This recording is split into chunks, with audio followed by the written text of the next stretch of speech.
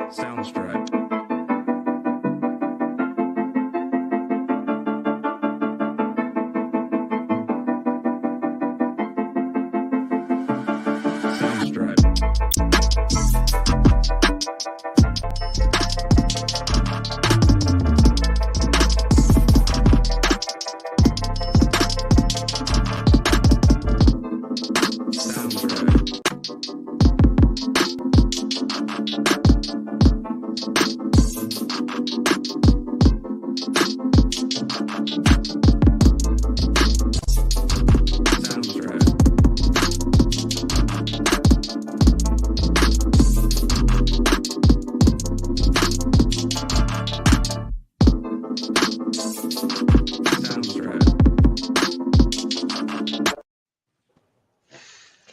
Hello, everybody, and welcome to Speak on It. It's your boy Biv. I got Dom and Tim One in the building with me on tonight. What's happening? And first of all, fellas, how's your week been? All is well. All is well. All is well. All is well. Ain't nothing complaining about that. Um, how's the newborn life treating you, Yeah, Dom? man. Newborn, she good, man. She been good. Got really asked the wife that. Um, but she been good. Last night she slept through the night for a little bit. I mean, so it was good. Only a week old, so just adjusting. Listen, I ain't gonna lie to y'all. 2 times I had my sister and my boy, her husband over here, and I'm like, yo, your baby crying, like, cause they got 1-year-old. I'm like, yo, your baby is crying. But I look up like, oh, that's my baby. So listen, 2 times I forgot I had a newborn, bro. Twice. Hey, Yo, it's adjustment, you know what I mean? So understandable. All right, so let's get into it. We're gonna preview the NFC North first. Let's start with the team that most of us probably feel is gonna be the worst team in that division, which is probably more than likely gonna be the Bears. okay. He said, okay. Yeah, I think we all think the Bears is probably gonna be the worst team in that division. Just not a lot to really, talk about. Not a lot to really, other than Justin Fields at quarterback. Nothing really to talk about as far as the future offensively. Um, They lack the skill at the skill position. I mean, even when they had one of the top wide receivers in football, they still couldn't find ways to get in the ball consistently. So, And But they had an Justin Fields offensive was a mind. rookie. I like Darnell Mooney, but they had an supposedly offensive minded head coach. Now they got the defensive minded head coach, and I don't see how a defensive minded head coach helps develop a budding superstar at quarterback. I just don't see it. So yeah, I think the Bears gonna be, and I don't like their draft. And I don't like what they did in the offseason. Just it's nothing to like. There is not legit outside of Justin Fields. There's nothing to like about the Bears. I mean, they got little pieces here. They do have little pieces, but there's nothing to like about the Bears. Yeah, man. It sucks for Justin Fields. And not to discredit the people at the skill position, but I mean, looking at the roster, I think it was ranked like 31st out of 32 teams. It was a uh, worse roster than that. It's Atlanta Falcons. It's I 32. like the Falcons roster better than the Bears So, roster. um, I mean, needless to say, it's going to be hard for him. Um, like you said, you didn't like the draft. I thought their draft was mediocre. It wasn't too many splashes. I mean, uh, yeah. Kyler Gordon. Well, we know what they got Over and they got under. Jaquan Brisker and Kyler Gordon. But Over and under wins. I'm sorry. Go ahead. My fault. no, I'm just saying Elaborate. they got Kyler Gordon, they got Jaquan Brisker. But again, unless you are and even the San Francisco 49ers, they don't win on defense. They win on scheme. They run you to death. You know what I mean, based off of scheme. Ain't nobody out here just shutting people down. You don't win on defense. Need to have a little bit, but they don't. I don't. I mean, I just don't. I don't. They win all defense. You don't win. It's nothing. One of the best constructed defenses in the NFL, the Carolina Panthers. They won 5 games last year. And call Mike Ditka. Listen, even Mike Ditka ain't helping it. In 2022, you are not winning 3-6. You're not winning. You're not winning 20. You're not winning 21 to 14. Like, you got to score points. Yeah, those 10-7 days are gone. I'm sitting here and I was looking at their schedule, and they won 6 games a year ago. Mm-hmm. If you want to keep it, let's just keep it at 6. Over under at 6. Under. Under. Yeah. That's unanimous. Under. Now, that being said, if they say they win 3-4 games, that means they're going to be drafting high. Are they in the market for a quarterback? No. Or you say no? No. It's No. too soon. It's too soon. They traded 2 picks to get Justin Fields, and it's not Justin Fields' fault. One, you shouldn't. I like Matt Eberflus. I like him as a defensive coordinator, but when you have a budding star, a young talent, because he's talented, you don't give him a defensive minded coach unless he has all. Oh, FBI really got him this time. But the reason why I asked that is because, the old saying is, majority of the time that coach didn't select that quarterback, they're looking to move forward. So that's the only reason I ask. Is this coach going to feel like this is his quarterback, or is he going to want to move on because that's not the quarterback that he chose? That's the only reason I was asking about if. But I mean, you know how it is in the NFL. If a coach feel like that's not his quarterback, he wants to move on. I'm gonna tell you this. I think those years are over, and I'm gonna tell you why. Because as a coach, your shelf life now, 2, maybe 3 years.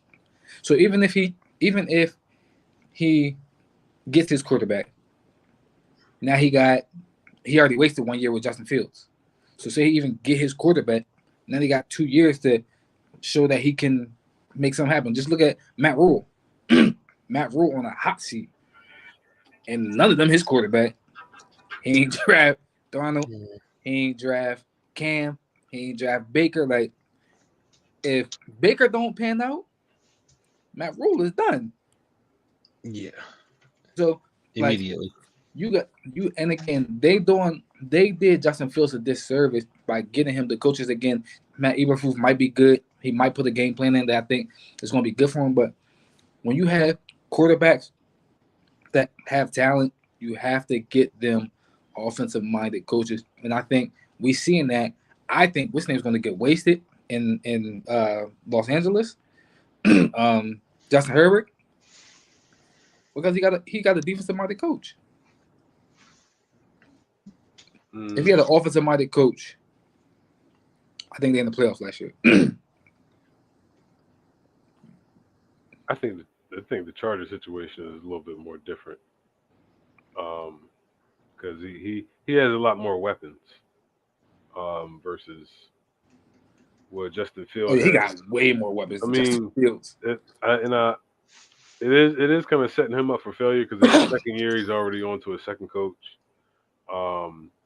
So he's got to learn whatever it is brand new again, which we know that. I mean, it doesn't.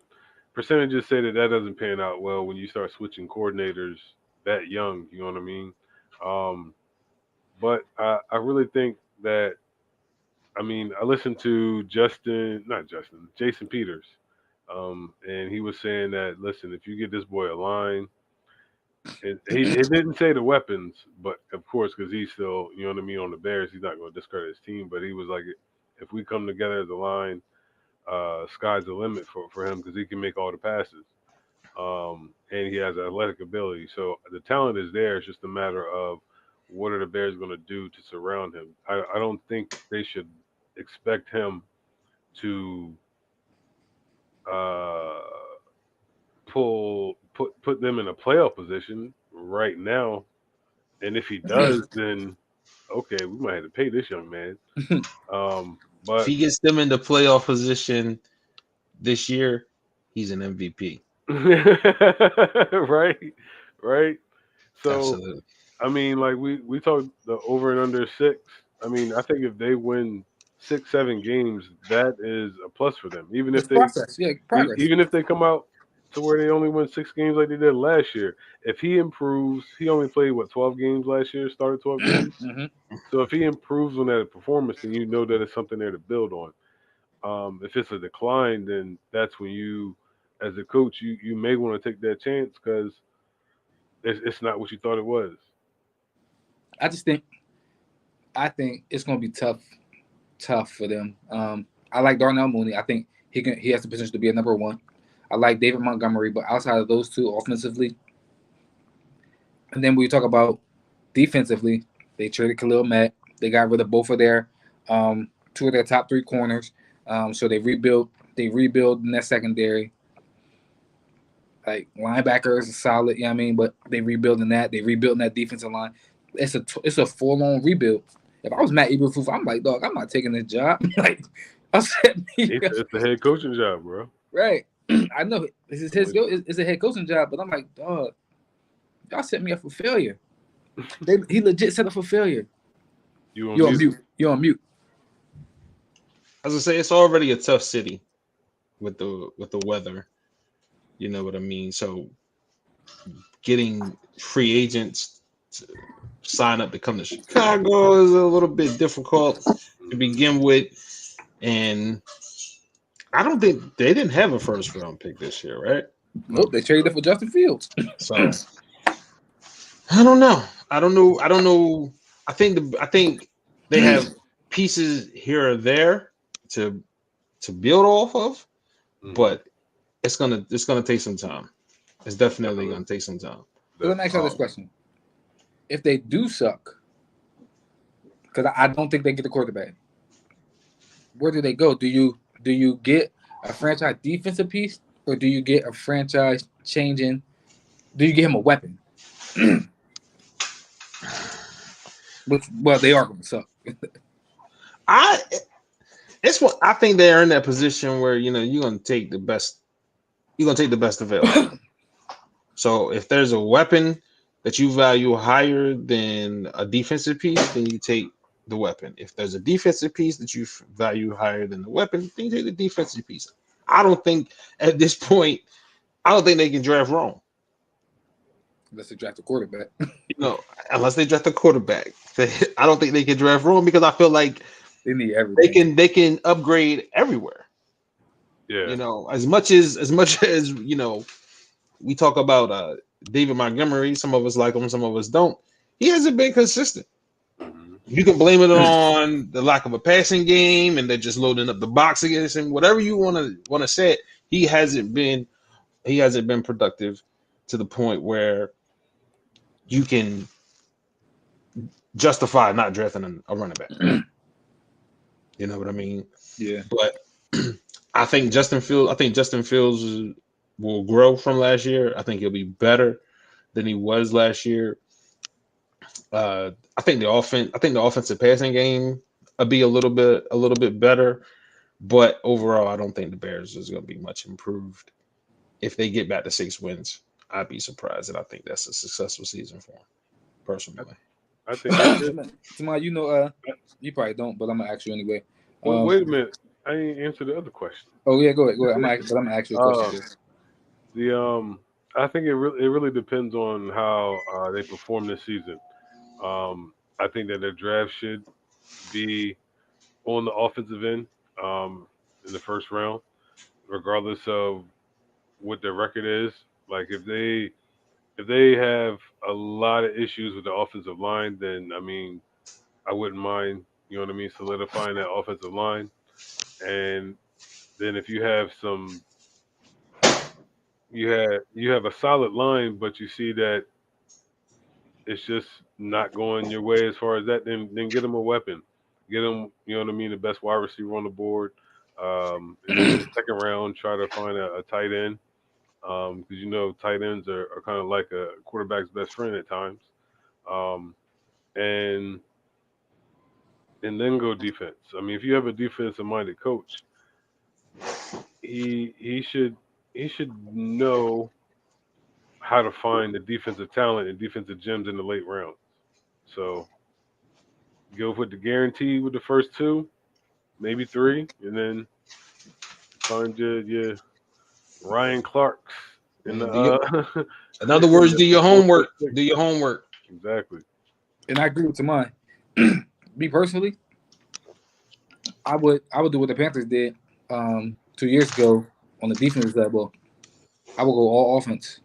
Mm-hmm. All offense on in his first year, because one, it'll build confidence in him, let him know that we're going to build around you.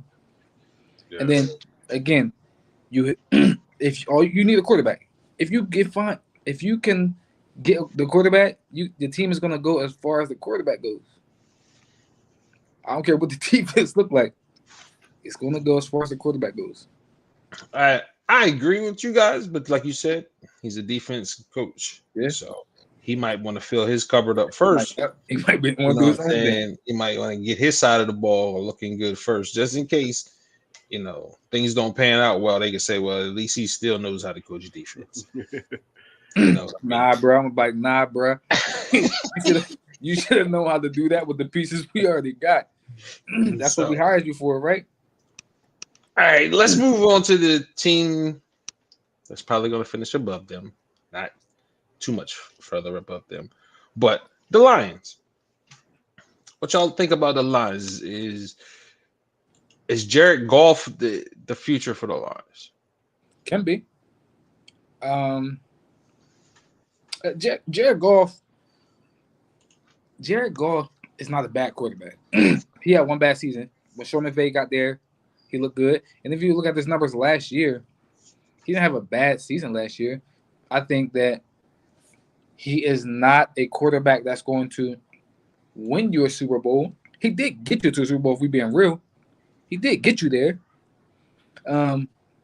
He's just not going to be a quarterback. And let's just say this. I'm not going to say he can't win you a Super Bowl. Did Todd Gurley not go down? Have injuries? Like, didn't they lose that 10-3? Huh? It was like 10-3, wasn't it? Yeah, 10-3. Yeah, it was a low-scoring Super Bowl. Go ahead. Who was? I'm just saying this. I don't think Jared on that team in that year he didn't. I don't think he had the number one receiver. I think Cooper Kupp just became a number one wide receiver this year. So I don't think that Jared Goff is not. I don't think he's a bad quarterback. I think he's still 26. I think he's still 26. He's still relatively young. Yeah, 26, 27. So I think that he has all the tools to be the guy. I just think that you need to surround him with talent. I think this year he gonna have to prove it this year. Yeah. I think with Jared Goff, man, I didn't think that he should have been drafted as high as he was when he came out of Cal. to me, he wasn't impressive to me. Dang, I'm hardcore. just I ain't hardcore. I'm just speaking what I thought. But the Lions drafted and got weapons around him to where, I mean, he has to show some sort of ability because I think that team was very competitive last year. If you were a person of a gambling preference, you would understand that a few times that the Lions covered. So they do have some building blocks. I think that are they going to take on the makeup of their head coach because he seems like he's tough, rugged. You know what I mean? Like real, get in your face, whatever the case may be.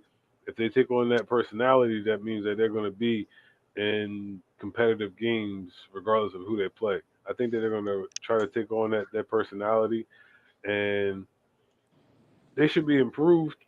But I don't know if Jared Goff is the long term answer. TBD. Yeah, I'm with you guys. I don't know if he's the long term answer. I don't think he's a bad quarterback. I think he can win you some games. I don't think he makes mistakes to beat you consistently. It's just weird. Like I don't know. Like how do the Lions just as an organization because they have this stigma of just being bad. You know what I mean? Like sort of like the Browns. You know, they just have the stigma of just being bad. Because I looked at, you look at the roster, they have a couple of good running backs. I think the receiving core is solid. I looked at the defense. It's not jumping off the page, but I don't think is absolutely terrible. Mm-hmm. I just feel like they have a stigma themselves. Like you said, Taman, they're going to be competitive in games. But when is that going to turn into winning games? When is it going to turn into a mentality within the organization that we're winners? and I believe that starts with your quarterback. And I don't think Jared Goff brings that type of stigma or mentality where he's going to say, guys, get on my back. I feel like I'm not saying he's a game manager, but he's in that realm where the right pieces have to be around him. He's going to have above average defense to win. And I don't think the Lions have that, which is why I wouldn't be surprised if they are looking for a quarterback in their draft. This is what I'll say. I think 100. So to mine, I think you asked the question, or one of y'all asked the question: is he long-term Lions quarterback? No. And I'm gonna say because I think the Lions have already made in their mind that they are rebuilding, and they're gonna move over from Jared Goff unless he has a MVP type season. But like you said, Jared Goff. I'm just looking at his numbers. I think he can be a winning quarterback. I think that put in the right situation, say Tom, and I know we're talking about the NFC North, but say Tom retired this year. I think Jared Goff, you put Jared Goff in that situation, that's a winning situation. He doesn't have to be the guy that actually, the quarterback that carries you, but he has all the pieces around him that they can win. I think he can win an XFL championship. He was in a Super Bowl. Man, you didn't even say like the Canadian Football League. My man didn't even say the USFL. He don't like Jared Goff because of that Rams 49ers rivalry, man. Yeah, I know. I know. He got that. He got that Niner. He got that Niner hate in him. Even it. I just didn't understand the hype. This is what I'm gonna say because you say you ain't understand the hype, and I just pulled up his numbers a little bit, and I'll say this: it is kind of, I'm not gonna say Dr. Jekyll, Mr. Hyde. No, But you're exactly right. That's why I'm like, I don't see the hype. Like he was inconsistent at Cal. When I looked at him at Cal, I'm like, what is the hype? so And when you like say he's had some good inconsistent, moments. so when you say inconsistent, tell me like, are we talking about because I think the only inconsistencies that he has is his turnovers. And I get it. That's huge. That's That's big. I get it. huge. What do you Hey, mean? listen, Jimmy. Hey, listen, Jimmy Garoppolo Wow. inconsistent. Why are we going? We're So, talking about Jared so, Goff. so, so, We're so talking about Jared listen. Goff. But listen, he has he has played 6 seasons. 3 of them single digit turnovers. 3 of them double digit turnovers. He's always had 20 plus touchdowns, except last year in his rookie year. So I think Jared Goff again is I think a solid quarterback. Is he a top 20 quarterback in the league? Yes. You had hesitation. Hold on. I did have to hesitate, but Let I me did go have look at. Let me go look at this actually, again because I couldn't think of him off the top of my head. But You don't. I mean, that's you said yes. I say no. is he better than Kirk Cousins? Nope. Is he better than Ryan Tannehill? They're on the same. I think he's better. I think he's a better quarterback than both of them. Their situations are better. Ryan Tannehill's is a lot better. Kirk Cousins was good. Still nope. Kirk Cousins got two. If you put them on the same receivers. team, if you put Jared Goff in the same position, they don't. Tennessee doesn't go to the AFC Championship game. I don't see that happening. Yes, he does. Like Listen, I think McVay is a heck of a coach.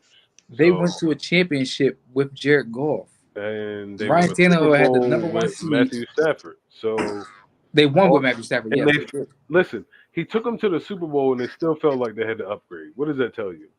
it tells me that Sean McVay. It tells me that Sean McVay needed a guy that could be the guy that wins you a Super Bowl. And he's not the guy, so Okay, he doesn't have a future. He's a top.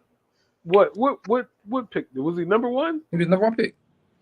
How much higher can you get? A number 1 pick in the NFL draft, and you're telling me this guy takes you to the Super Bowl, but you can't build a future with him, so you go with a 12-year veteran? Can I ask you one question though? No, that was Jeff Fisher selecting now And I do got to ask a question. him number 1 overall. So it was Jeff Fisher that did it. So can I ask you this? Who was Jared Goff's number 1 wide receiver? Where is he at? He's the USFL. Yeah, he in the USF. He in the USFL. He won him. But who was Jared Goff's number 1 wide receiver? He didn't have one. Who was his number 1 running back? He was injured, but busted my man knee up. Like they did. Like Jared. Let's not act like Matthew Stafford wasn't struggling throughout ups and downs throughout the season as well. They brought in pieces to shore up that team, and they got Aaron Donald, who actually helped them win the championship. And you said this. You said this. If the 49ers defensive backs could catch, mm-hmm. Oh boy, if we're being real, he didn't win the Super Bowl. He's not winning the Super Bowl. But if it's a fifth, what they say, we all get drunk, whatever the case may. It didn't happen. Case is, he won the championship. He won the championship. He didn't. Not even scratch that. The fact is, he's a number 1 pick. Number 1. So number 1. No. But listen to me though.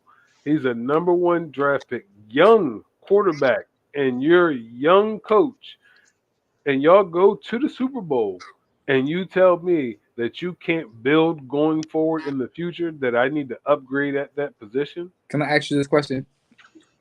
He's young. That means if I'm attached to him and we going to Super Bowls, then why am I going to let this go? Can I ask you this question? Alex Smith. Could you have one with him? Could you have one with Alex Smith? Young. I mean, we didn't, so I guess the answer is no. Okay. Alex Smith shouldn't have been the number 1 pick. It should have been Aaron Rodgers. Let's be clear about that. So if you want to take that, then take that route. Then No, listen, I disagree with you. Jared Goff shouldn't have been the number 1 draft pick. I disagree with you on both. Alex Smith was more NFL ready than Aaron Rodgers was. Aaron Rodgers, he had that Urban Meyer offense. Let's be honest. Aaron Rodgers had to sit 4 years. He sat 4 years. He developed. They had to redo my man whole mechanics. Alex Smith was more NFL ready to lead the team. Now he didn't have the upside that okay. Let's get back to Jared Goff. Let's get back to Jared Goff. Right. The Detroit Lions. Listen, I think a lot of times we just write people off because again, Jared Goff had to start from day one. He did go to a Super Bowl, and again, we look at his numbers. When we look at his numbers, they aren't terrible numbers. He just needs the right situation. I don't think that he has Matthew Stafford type skill set, but if we're being real, like again, Sam Darnold or Jared Goff. I'm taking Jared Goff. Jared Goff. Okay. I'm just Baker Mayfield. I'm taking Jared Goff. Jared Goff. Wow. Listen, I know this about, man. You don't. No, it ain't about. I don't have an agenda whatsoever. It's that 9 or 8. Not. It is really not. Coming from the Bay Area, I just don't see the hype. It's no hype. Not even hype. Yo, he was a number 1 draft pick. That's why I'm like, I never understood the hype from then. You gotta let that go. You gotta let that go. Because it hasn't panned out yet. It hasn't panned out yet. He went to a Super Bowl. Brian Tannehill ain't never been to a Super Bowl. He got traded after that. Listen, Matthew Stafford, he went to the Super Bowl with Jared Goff's team. Let's be real. He went to the Super Bowl with Jared Goff's team. Before Jared Goff, before he got traded, he didn't make it to the Super Bowl. And when he was Matthew Stafford's team. No, no. Right. That is we got a lot of time on this Jared Goff. Let's wrap this up and move on to the Vikings and the Packers. That's Jared Goff's team. All right. Okay, Jared Goff's team. Jared Goff is going to lead the Lions to the Super Bowl this year. No, he's not. No, he's not. He's not going to. So what's y'all got for the over and under for the Lions? Man, how many games they won 6 games last year, I think. They won 3. They won 3 last year. They won 3, 13, and 1 last year. You know what? Out of all of this, they're going to double that. They're going to improve. And that lets you know I don't hate Jared Goff. He don't like Jared Goff. They're going to improve. I said they're going to improve. Him, but he don't like him. He got a strong dislike for him. I know. I don't have. He said. Was it Flavor Flav? What? Don't believe the hype. That's all it was, man. And it just hasn't panned out. So just from the trail on, I have no shout out to Jared Goff. I think it's panned out, but you know. I say they get the 6 wins. I say they compete for the second spot in that division. Oh. Whoa. Whew. So that means we get ready. That means we get ready to get into something interesting. So with that being said, who do you have finishing second then? The Vikings. Oh, okay. But they're gonna be competing for it. That's what you're saying. They're gonna be competing for the second spot. I was gonna say we get ready to get some news. So you say the Vikings? Yeah. Here's what's interesting about the Vikings, right? They always seem better on paper. They do, which is why I want to make them the number 1 team, but I'm like, I just can't. Yeah, Rodgers has done to this division what Tom did with his division. Until somebody beat him, you gotta take them. Unfortunately, you know. And then the Vikings always seem to just do Viking stuff, and they do, man. Every year they either get off to a bad start or they start losing the teams that they ain't got no business. You can look at it and you can see when people start getting mad with the Vikings that they stop taking them on their tickets. Because you can see at the beginning of the year, everybody posted their tickets and the Vikings is on there. But by weeks 7, 8, the Vikings ain't on people's tickets no more, man, because they done let you down by that point. they'd have let you down by that point. Last year, I think they had 7 games that they won or lost. I think actually lost by which one possession games. 7 games where they lost by one possession. I think it was 7 games that they also lost that they were leading by either double digit points. Like Biv said, they do Viking stuff. That's why you can't. I really like Mike Zimmer as a coach, man. Yeah, bro. But what's the name of the new coach now? He the boy from the he is the young guy from the Rams, right? Rams, Yes. Rams OC. We're not whatever. I think of his name right now. I didn't do my research on that one, but this Viking, like it's like y'all said, man, they do Viking stuff, man, and like it's kind of like, yo, it could be a really good year to where, like, if things bounce their way, like you said, those one possession games, if they could win a few of those, then they'll be in the hunt. They've always been a solid team. It's just that, like, they perform at the most awkward times. It's like they've had the best team. They've had the best team on paper for probably like the last 3-4 years in that division. And they've had one of the top defenses even before you get Justin Jefferson. You had Diggs and Thielen. Yeah. You've had Dalvin Cook in the backfield for a few years. You've had like Harrison Smith. Like they've had pieces. Yeah. Xavier Rhodes. Eric Kendricks, Anthony Barr, Daniel Hunter. Like they got the defensive tackle over there that's solid. It's like I don't want to put it all on him because that he always is the quarterback's always the scapegoat. It's always let's replace the quarterback. So I'm not gonna say let's just replace Kirk Cousins and see what happens. I'm not gonna say that. I feel like it's everybody because there's times where the defense is good as it is on paper, they perform terribly. Yeah. So I don't know. I don't know what the issue is. I was gonna ask you this, Tamon. Do you think they need to upgrade Kirk Cousins?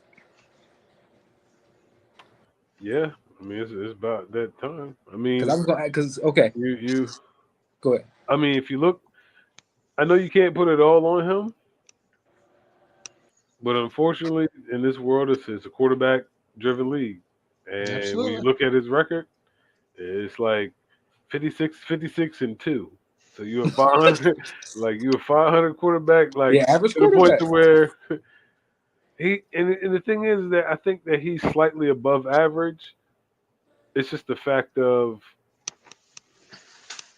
like in certain moments, man, it doesn't work out. It's certain games that he could throw for 400 yards and have a Pro Bowl like day, and then the next week he'll throw for 150 yards with 3 interceptions and 2 fumbles. And that's indicative of what the record says. But it was the same way in Washington as well, in my opinion. It's just that, he has talent. It's just the fact of it's not. I just want to know what it is about Kurt. Because when you look at my man numbers, it's like Kurt ain't the problem. When you look at his numbers, right? Even in Washington, since he became a starter, 29-11, 70% passing, 25-12, 67% passing, 27-13, 30-10, 70% passing, 26-6. Like since he's been starting, he's hovered around 68% passing, like 28 passing touchdowns, like 10 interceptions with a quarterback rating of like 102. But it just keeps happening everywhere you go. Like I totally get what you're saying. Like the numbers is it's like okay, but like the same outcome that was in Washington, we get to the playoffs and choke. It's the same thing that happens if we get to the playoffs, right? Right. And listen, I don't want to keep going back to my man, because I know we're talking about the North. But he give me Jimmy G vibes. Yo, I can't wait till we trade Jimmy G, so I wouldn't even have this problem no more. But go ahead. I'm still No, I get what you're saying, though. Like, which is why I say I would take Jared Goff over a lot of them, is because Jared Goff. I can't think of a game that Jared Goff cost you. I just can't. Your memory off. I can try to. All right, listen. Maybe I need your memory, but I know Kirk Cousins. I know Kirk Cousins cost you a game. I know Jimmy G did. I know. Why you got me trying to find Ryan Tannehill did. Like, and maybe it's just recent, but Ryan Tannehill he cost you a game. It's just something about Kirk. Like you said, when you look at his numbers, he had borderline all-pro season last year. The wins didn't pan out. Maybe they just need to draft a new guy, man. And I also don't feel like I truly know what their head coach is. I don't know if I trust him. Was it Sean McVay who called the plays? Because Sean McVay is the boy genius, right? So I just don't know if it's all Sean McVay or if this guy is going to be a Sean McVay type guy. But the Vikings got all the weapons. It's just something about them. It's just something about the Vikings. Kirk Cousins. The coach is unknown. Like you said, the defense. Yeah. They got all the pieces, man. They have all the pieces to be a Super Bowl contender. They have the defense. I feel like they have the weapons. Is it the quarterback? Is it the quarterback? Like, I'm looking at his numbers, even like breaking it down game by game, and I'm like, it's hard to say it was him. You know? Yeah. Only one game last year with multiple interceptions. Like, I don't know. I don't know if it's him. I don't know. Maybe it was like Zimmerman. Maybe it was him. Maybe he was him. Maybe it was his preparation. Maybe it was his lack of adjustments made in games. I don't know. But I do know that you can't keep going through this year in and year out. And that changes are going to have to be made. Especially when, let's be real, it feels like the Patriots and the Bills all over again. Like, the Patriots are vulnerable, Bills. This is your chance. You need to go ahead and take control of this division. Vikings, the Packers are vulnerable right now. This is your chance. Go ahead and take control of this division. But yet here we are, not really knowing much about who the Packers are going to be, but yet we're picking them to win the division again, all because of the guy under center. They're the shortest thing in the division, which is crazy. You know what I mean? So, and that's crazy to think about, because I don't think the Packers roster is anywhere near the Vikings roster outside of the quarterback. I'll take Dalvin Cook over Aaron Jones. Even with Devontae Adams, I'll take the Vikings wide receiver core over the Packers receiver core. I'll take the Vikings defense over the Packers. What in the world is going on? They got to figure it out. He's trying to find a game, but he's trying to find. He focused in. I got it. You got it? Yep. All right. The Lions were 1-9 when Jared Goff threw over 30 passes.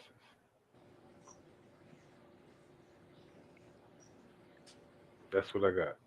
So hold on. So they 1-9. They're 1-9 when he's in it. When he's in a shootout. I'm sorry, 2-9. 2-9. 2-9 when he's in a shootout. Yep.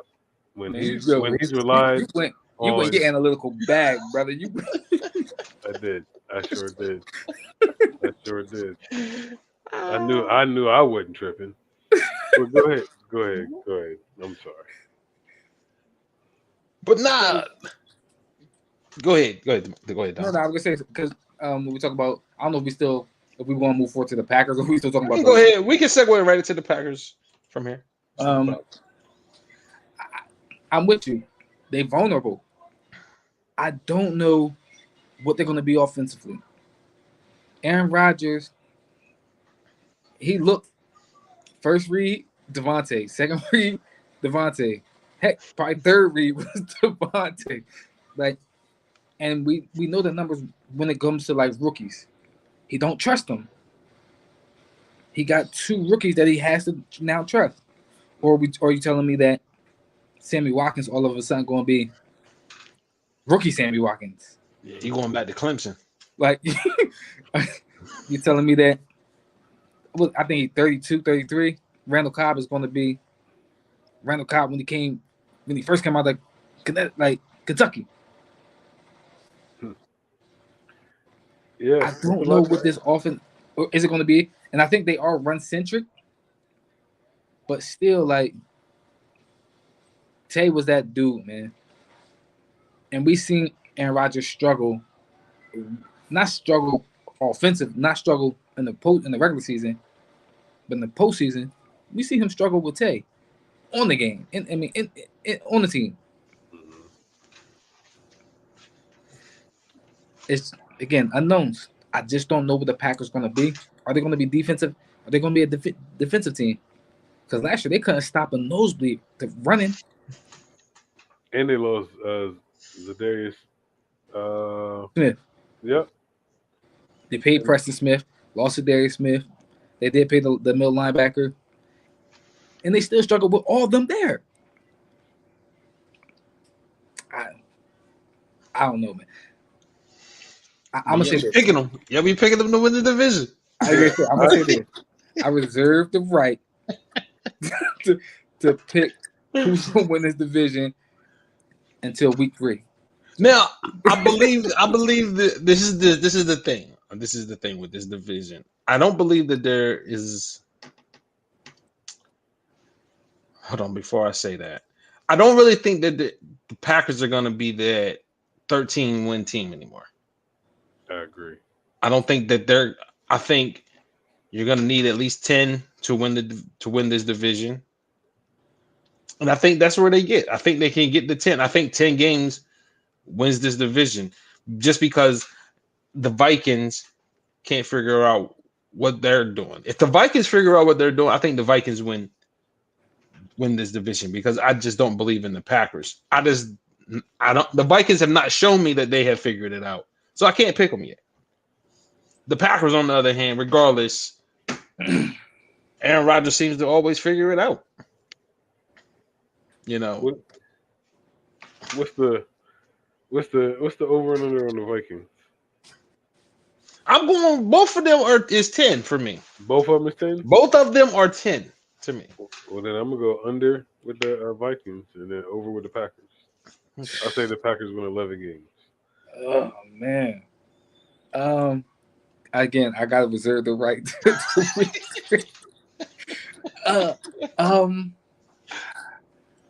okay, I'm gonna say under both.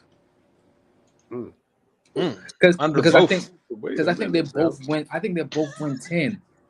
Okay. But who goes to the playoffs? Who wins the division? Again, I said I got to reserve. Oh, okay, yeah, you did. Okay, that's a nice play. You said both of them play 10. Okay. Both of them win 10, and we'll figure out the tiebreaker part down the road. If y'all put me on the spot, I gotta go Packers though. I gotta go Packers. It's hard to not, right? It's hard to not pick them, considering what everybody else has shown you. Exactly. All right. All three of us Big Ten fans, looking forward to college football. Let's start in the West. Who was it? Iowa ended up winning the West last year. I don't see them repeating. Man, go ahead. I was going to say, like, who you see coming out of the West. I mean, it really doesn't matter in my opinion. But who you guys see coming out of the West? Drum roll, please. Who you got? Iowa. Oh, you got Iowa. Okay. I mean, listen, when you look at the conference, Wisconsin.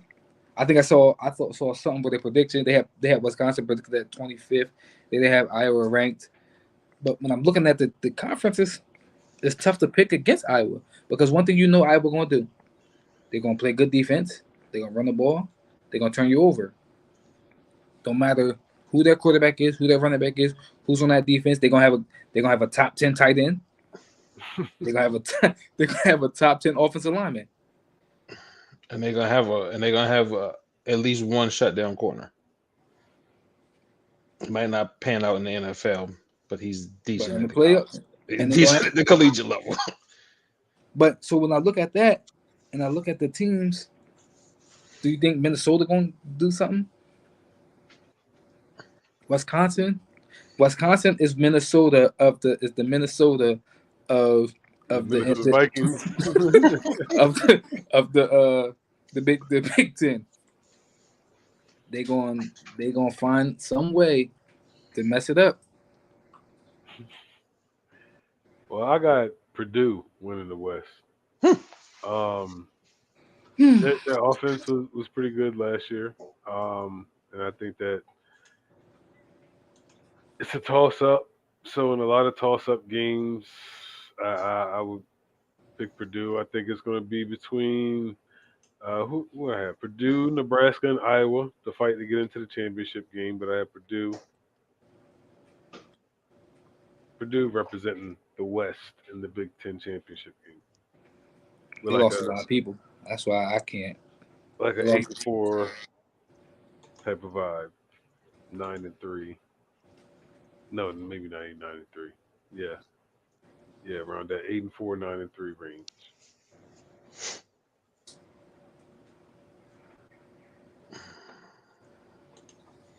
I don't know. Like I feel like Iowa is always going to be in contention. I think Minnesota takes a step forward. I think they kind of get back to who they were a couple of seasons ago. But also think Wisconsin bounces back and gets back to who they are. And now you got to do is be good enough in the West. Purdue to me is a sleeper team in the West, and that's it. I'll never believe in Nebraska. Don't sign me up for that. And then I don't care about Northwestern or Illinois either. So for me, I believe it's Iowa and Wisconsin battling it out for the West, with Minnesota hovering around in there as well. But I believe Wisconsin gets back to the Big Ten championship out of the West. Now for the big boys. Like I said, listen. In this segment, I think we have to make a case for why we picked the team because we all know where everybody going. Do we? Yeah. So you going Penn State and me and Biv going Michigan? Yes. Okay. If you think so. I gotta.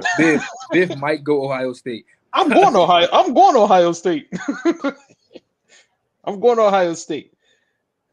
The reason why I'm gonna go Ohio State is because I don't trust Jim Harbaugh when everybody else is up. I got you. Yeah, I'm biased. You feel me? The reality has been when the other programs are up, when Penn State is up, when Wisconsin is up, when Ohio State is up, Michigan can't beat them. Just keeping it 100. They can't beat them when they're up. Can they beat them when they're up? Until they do that, I'm not picking Michigan. And I'm a Michigan fan. But until they can beat them when they're up, I'm not gonna pick them. So I believe Ohio State gets back to where they were, and because offensively they weren't bad last year, they couldn't stop anybody defensively. But they They had Ethan couldn't Hudson. stop anybody defensively. I'm talking about Ohio State. Oh, okay. Ohio State couldn't stop nobody defensively, but offensively they were Ohio State. I don't think they're actually going to be as bad as they were again defensively, and I believe they get their swag back and they make a run. Now again, I'm a Michigan fan. In my heart, I want to say Michigan, but until we can prove it when everybody is up, I'm not going to pick them.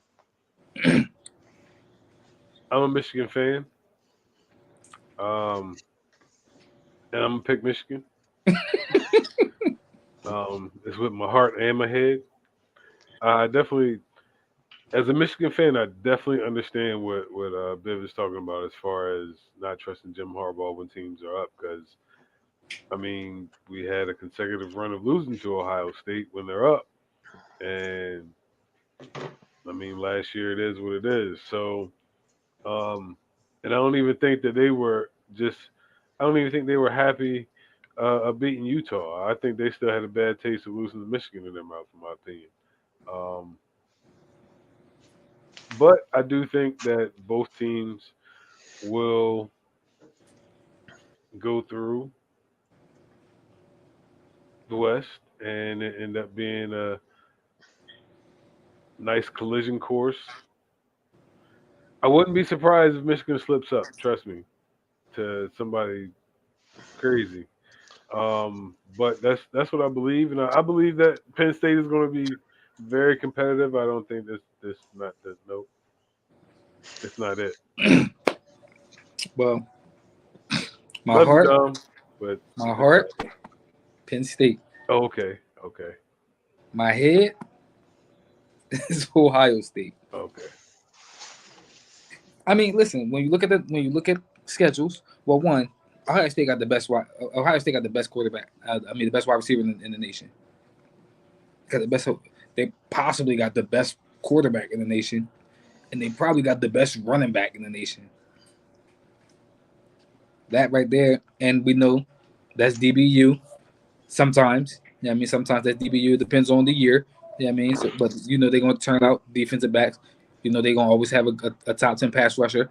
Like Ohio State, it's sickening to think that they defense suck when they be having corners, defensive ends, like NFL talent. They just can't put it together.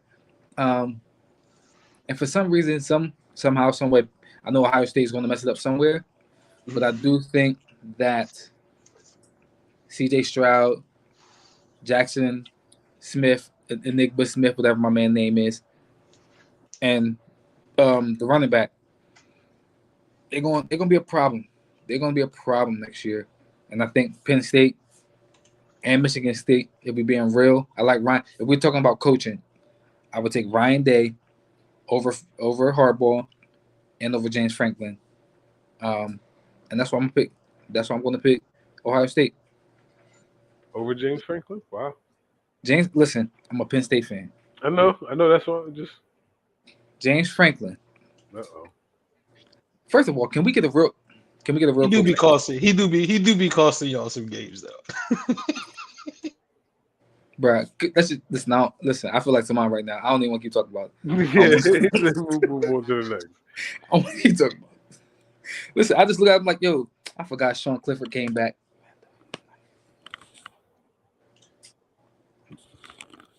You think Sean be costing y'all as many games as James though? As James, I think they hand to hand, man. Listen, the game against Iowa, I'm like, dog, how did we lose that game? Now Sean Clifford did go out that game, but we was up, and I'm like, James Franklin, you are a business-minded coach. What are we doing? How did we let them walk? And listen, they can't score for anybody know Iowa? Anybody know Iowa who watched Iowa game? Mm-hmm. They don't score unless you turn the ball over. Why did we keep turning the ball over to him? Yeah. Anyway, yeah. James Franklin. I think when it matters the most, bro, he gonna do some bonehead dumb stuff. I don't disagree with that. Like I was on his side for a while, and then as the season started to play, I was like, I can't vouch that no more, man. I love So when we got him, man. Listen, I think James Franklin's a great coach. I also think Jim Harbaugh's a great coach. Just when the moment matters, man, they don't know. They're not. It's like they're not crisis managing. Their crisis management is terrible. Everything yeah, going good. yeah. When that snowball start getting a little out of control, they don't know how to handle it. They just like, all right, let me get behind it and push it down a hill. Let me get it over with fast. Yeah, but So yeah, I listen. The schedules is going to get crazy. I think that Michigan, Ohio State, and Penn State all finished ranked. yeah. Now Michigan's got the benefit of a softer schedule. You know, they really don't. Only two huge road games is at Iowa and at Ohio State. They get Penn State at home. They get Michigan State at home. Um, so I don't know. I think that could play just as much of a role as anything else. Yeah. Penn State don't they they only get they don't have to get West they don't have to play Wisconsin. Oh, but they do get to Purdue We and just got Minnesota. we got Purdue, which I'm not worried about Purdue, but we got Michigan and Michigan. We got Indiana, who been tough for us the past couple seasons. We got them and Indiana, but I mean, and of course, always going to Ohio State. That's going to be tough. Purdue gonna spank y'all. That's opening. That's opening week. Like I said, So opening week, nah. Maybe if at that game Purdue, was on a Thursday night. maybe if that game was said November 12th, they'd probably spank us. But opening night, we ain't gonna lose. Is in Purdue? Is that Purdue? In Purdue, national televised game, bro. Ain't happening. Ain't happening. Watch my sleeper. Yeah, they sleep. Now, Ohio State, they get Wisconsin at home. They get Notre Dame. They go to Michigan State. They go to Penn State. They get Iowa at home. Like Ohio State got a tough road. Yeah. Mm-hmm. They got a tough schedule. So Yeah. it's gonna be interesting. It's gonna be really, really interesting. Now, that being said, with all of these teams that we talked about, does somebody have the resume at the end of the year to get in the college football playoff? I Yeah, think you gotta run the table. I think Ohio State, because I think Ohio State gonna start out ranked high. I think Ohio State can have the resume. Yeah, I think they can have the resume because again, I think they're gonna start out as probably a top 3 team. So only Ohio State. Yeah. You don't think anybody else, even if another team wins the conference championship, they won't have the resume. A one loss Big Ten team can go in the playoff. I mean, listen, when we talk about That won the championship. we're gonna have to see what happens in the SEC. If Wisconsin goes 12-1, you mean tell me that they're Big Ten champion And even in the SEC, whoever loses the SEC championship game, and that's their only loss versus a Big Ten champion, you think the SEC team will go over that? I don't care if Wisconsin go undefeated. They're gonna need everything to happen for them to get into the I mean, championship. two teams are already in the college football playoff. We're really just playing. It's really just about the other two teams. Who's the two teams? Georgia and Alabama are already in. Already in. You go ahead and put them in. All right, just go ahead and put Georgia and Alabama in. And if we're being real, you might want to go ahead. If Clemson win the ACC, pencil them in. So And I was getting ready to say if Clemson runs the table in the ACC, which I don't see them doing, I would say put them in there as well, which leaves one spot left. So, but I think Big Ten has solidified themselves in the Power Four, even the Power Three. But I can't say that. I can't say that because there's been times when they've been left out. There's been times when the Big Ten champ hasn't gone on to the college football playoff. Oh, and if we being real, college football gonna want to show that all this maneuvering is means something. So if USC they do their thing, they're gonna get strong consideration too. Oh yeah. And then I don't know, because I'm just looking at everybody's schedule. I'm not sure if everybody goes unblemished in the Big Ten. Ohio State, they could mess around and lose to Notre Dame. You know, they can drop a game to Wisconsin. They can drop a game to Penn State. It's hard. It's hard for the Big Ten to put together a resume that everybody deems is equal to a one-loss, non-champion SEC team. But then that's a subject that you have a conference champion, and this team didn't win a conference championship. I get the resume, but That's why college football weird, bro. I think we all three agree that it's weird. But that's the system that we gotta live with right now. Yeah. For now. I still think a one-loss Big Ten champion will get to the playoffs. So if it's a one-loss Big Ten champion, and let's say it's a one-loss Clemson or a one-loss Florida team or a one-loss Texas A&M team, those teams are going to get in over the Big Ten team. But then you still have two.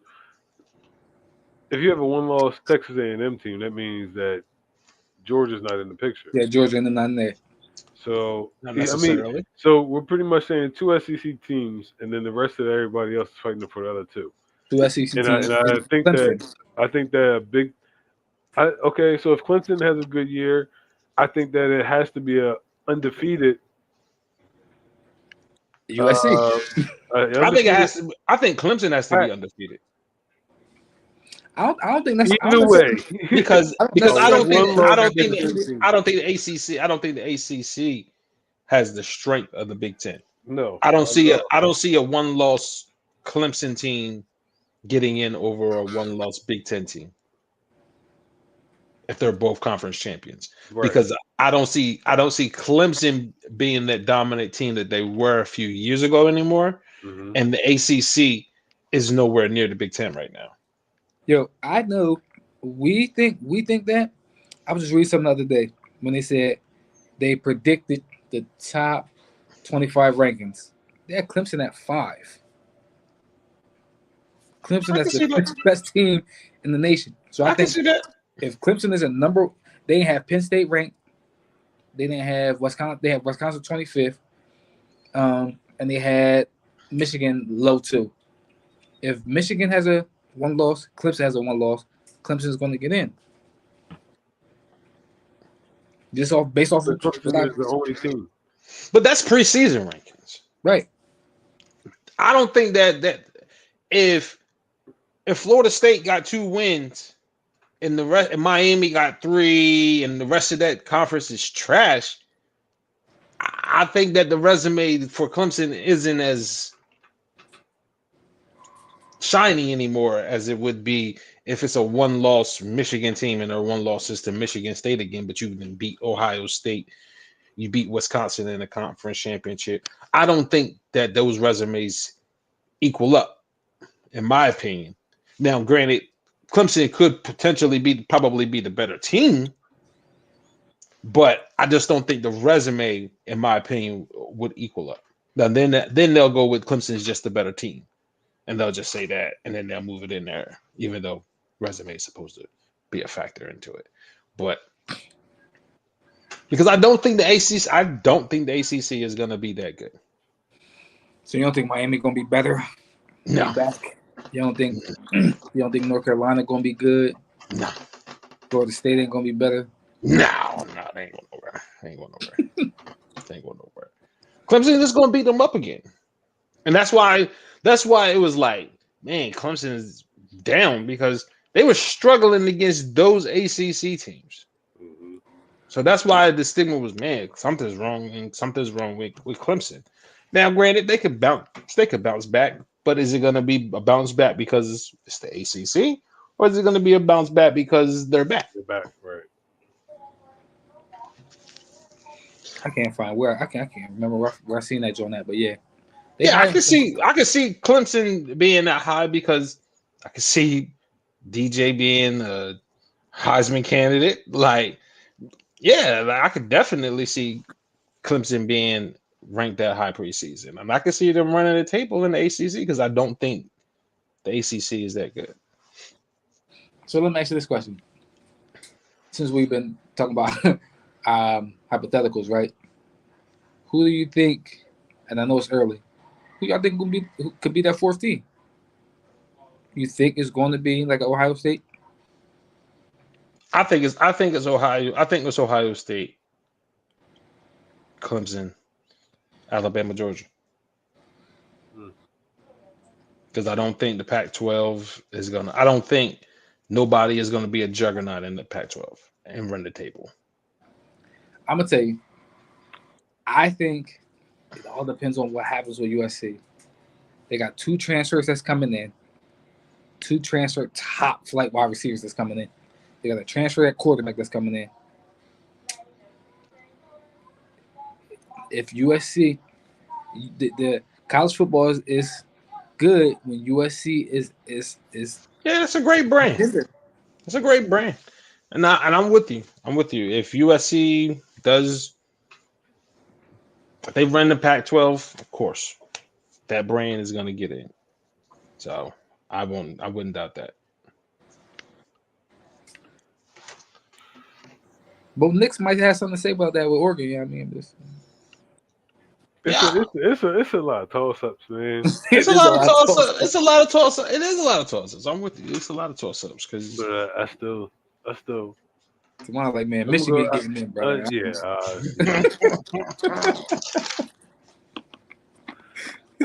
We'll play Alabama and Georgia. Yeah. Get smacked again. Coming at the 4th seed. You said get smacked again. God, do we see any world where Bama don't make it? No. They gotta have like injury plague come through. They're gonna have to lose multiple games in the regular season, which they don't do. Yeah, they really don't. They don't. They don't lose 2 games in the regular season. They don't have 2 losses. They still made it. And I was gonna say, even with them, they'll be the team. They're the exception when it comes to. They might can make it with 3 losses. I think about it. They're gonna be. It's gonna be interesting to see if they were to drop 2 games, including one of them being the conference championship. Like, say they lose to like LSU and then they lose to Georgia in the conference championship. Will they get in still over undefeated or one-loss conference champion? I say yes because they're Alabama. All right, Over so a one-loss team, yeah. The undefeated, they'll have too much of an uproar. They don't care about that. There's people still gonna watch. The Alabama, man. People love to watch them win. People love to watch them yeah, lose. yeah. I mean, they'll. I'm saying as far as the college football world and the coaches, like they're gonna be like, okay, what is going on here now? Like we ran through the whole division, we ran through the conference, we won a conference championship game. If it's like that, and then you pick Alabama as a 2-loss team that didn't, yeah, bro, I'd be hot if I was a coach. That Oh, absolutely. I'd be hot too. All right. NBA. Seen this earlier. Dennis Schroder is a free agent. He's showing interest. He wants to go back to LA and play with Bron and AD. So right now, the Lakers better with Russ or with Dennis Schroder. Russ.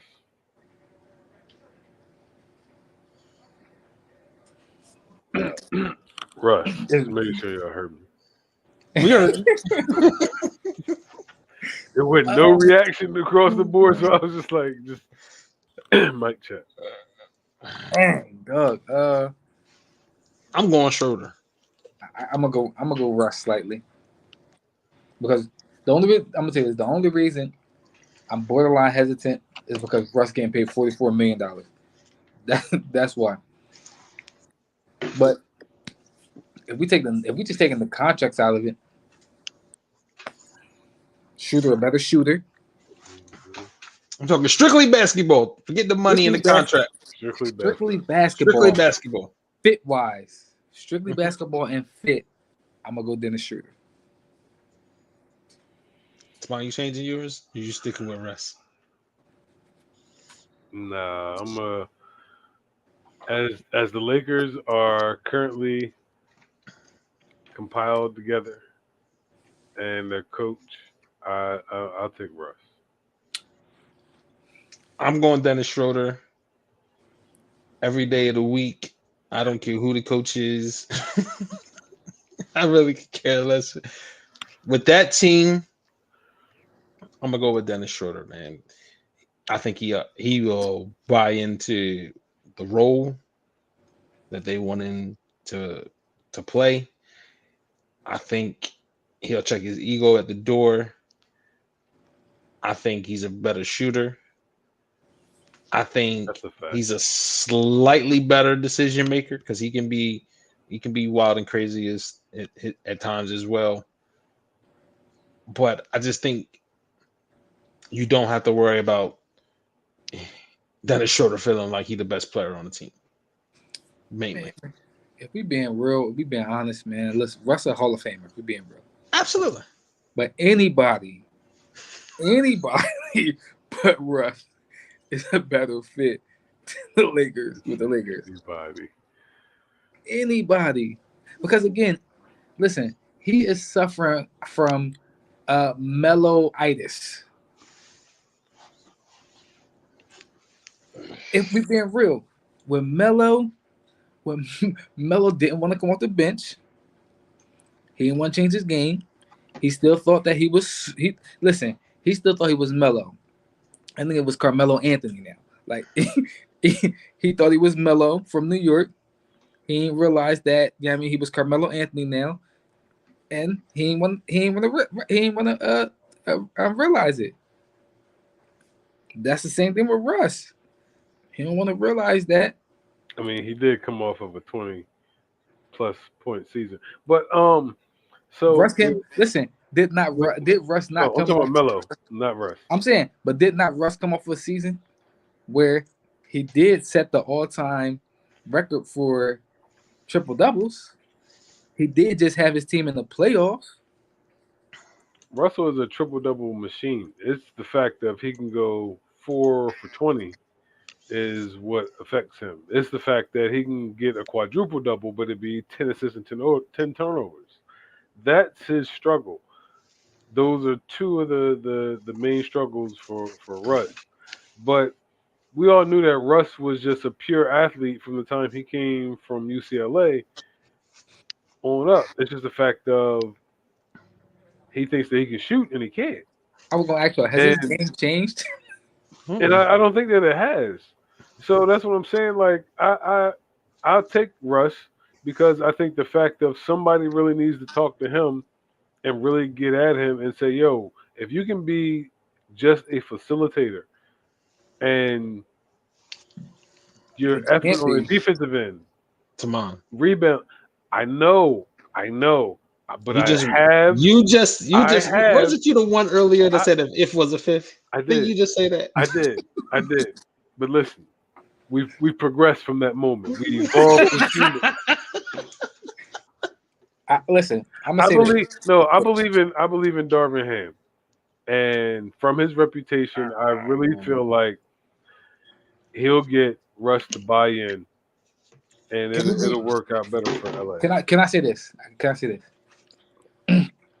If anybody can get anybody, and I mean anybody, to buy in, it's LeBron James.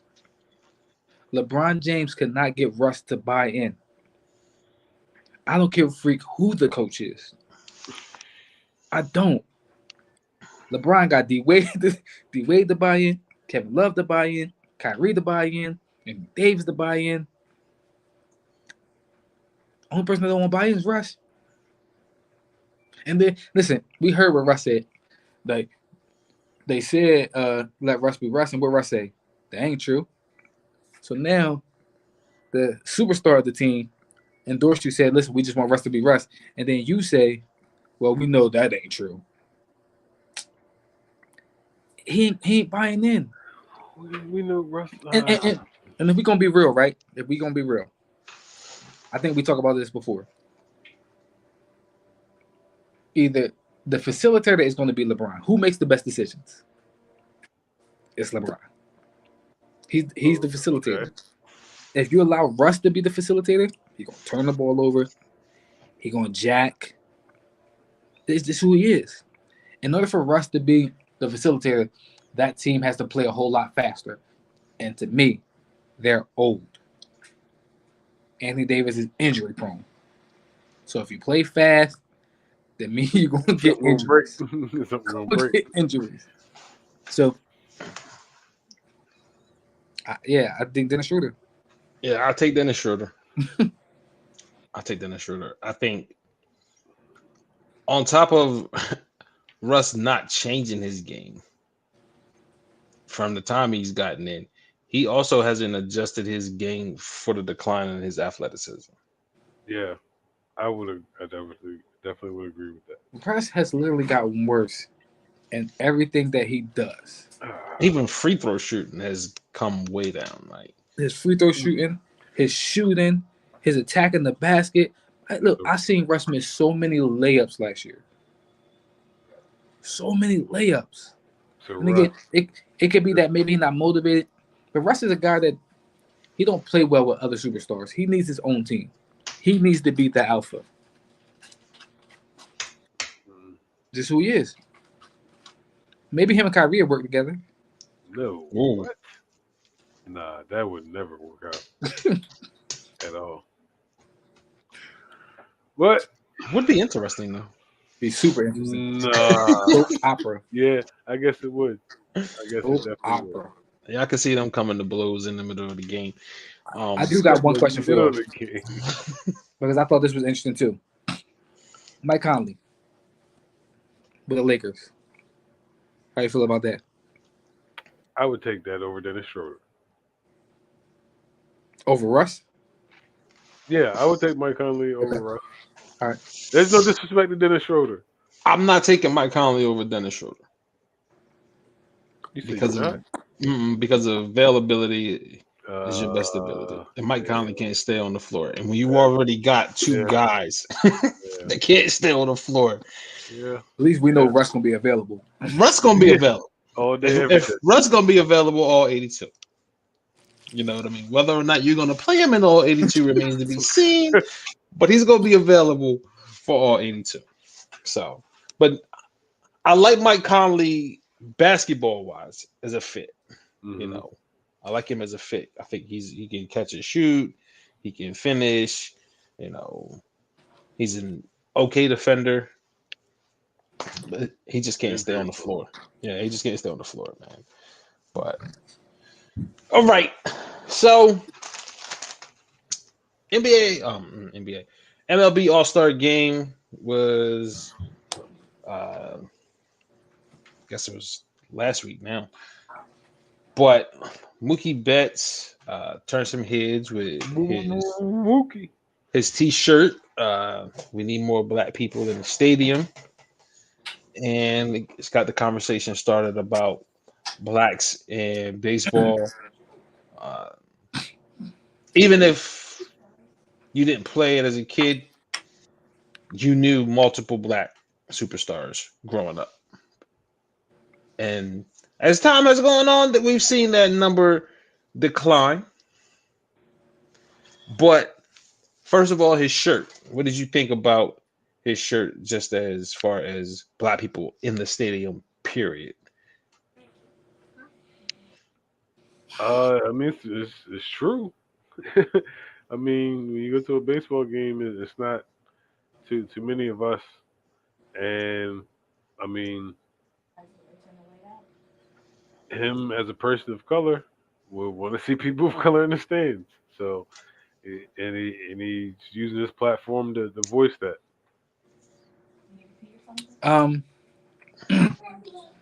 In order to put more black people in the stadiums, you gotta have more black players on the field. It just is what it is. You know what I mean? I just pull up real fast. 38% of the league of baseball is players of color, and they're including blacks and Hispanics. You said how much percentage of the league? 38%. Is down from 42% 2 years ago. But in that 30-some percent, it's only 7% African Americans. So what I said, they're including the blacks and the Hispanics. Yeah. So if you want more black people, go ahead, man. No, my fault. Go. No, I was saying if you want more black people in the state, so I don't have an issue with Mookie saying what he's saying or him having a shirt saying what he's saying. He wants to support his people. However, it's not just a fan problem. It's a league problem. The league is not exciting to our color. Anybody, actually. Right. Well, it's drawing somebody. It's drawing some people. I mean, yeah, but I'm just saying the casuals. Yeah. Right now, baseball has this diehard fan base, but it is not exciting to the casual fans. Like down. Most people aren't signing up to see a 1-0 shutout. Most people aren't paying money to go see a 1-0 shutout, and they for darn sure are not sitting on their couch and watching a 1-0 shutout. You know what I'm saying? So for me, that aspect of the game is not going to change. Like, there's nothing you can do to baseball to make it more exciting without jeopardizing its integrity. I think you can. I think you can speed it up. I think you can take the replays up. I think you can teach. Like right now, what they're doing. I think one of the issues that they have in baseball is they stop teaching the game. Oh, absolutely. They stop teaching the game baseball. They don't teach. Like, they teach everything right now is strike out or swing for the fences. Yeah, it's launch angles. Like, but even if you speed it up, you're just going to get a 1-0 game faster. You feel me? Like people want to see home runs, but you can't get more home runs without saying that some of y'all pitchers are going to suffer if we start juicing these balls up. Now all of a sudden you may not get your incentives in your contract, or you might not get the big contract in your next one because your ERA is a little balloon. Are the franchise going to take that in consideration when they go to give you your money that you've been playing with juice ball? So, well, they probably ain't gonna be able to do. They probably gonna do this, but I could say stadiums. They can do that. I'm thinking about like the home runs. Like they have to make the game an offensive game. I think they're trying by making it, like you said, launch angles and stuff like that. However, it's just not. It does. I would rather see the old school baseball than them teaching. Maybe a combination of both, because I don't want to see a bunch of strikeouts either. Yeah, I think the art. I think stealing bases, button guys over, squeeze plays, like those things aren't as common, but those were the things that were exciting. Also, I know it was a safety issue, but you don't get the collisions at the plate anymore. Understandable that you wanted to protect people, had nothing against that, but you don't. That was a play that you kind of look forward to seeing. You wanted to see the big collision at the plate. Now you just see a guy sliding from 15 feet away, trying to figure out which best way to slide past the catcher that's blocking the plate. But I just don't know if there's anything that they can do without jeopardizing the integrity of the game to make it more exciting. The only thing Can go ahead. you flip the bat? Hmm? Are they allowed to flip the bat after they hit a Yeah, home run? you can flip the bat. I mean, Okay. now that is something that is dying out. I think more and more young guys are like, man, we're done with this whole all of the dumb unwritten rules where if a guy flipped the bat, I gotta hit him with the ball. Most guys are kind of getting away from that mentality, but that's not going. People aren't showing up just to see a bat flip. I do gotta ask you a question, Biff. And I like Tamon, the bat flip. who's the face of baseball? Aaron Judge, Bryce Harper. Okay, Yeah, Aaron Judge, Bryce What- Harper, Mike what's Trout, Yeah, Mike Shohei Trout. Ohtani, Who? Angels, everything. pitcher, everything. I wouldn't. What nationality is he? Asian. He's Asian. Yeah. I'm gonna be honest with you. I don't think we have a face in baseball. I think we have multiple faces. I think we have names.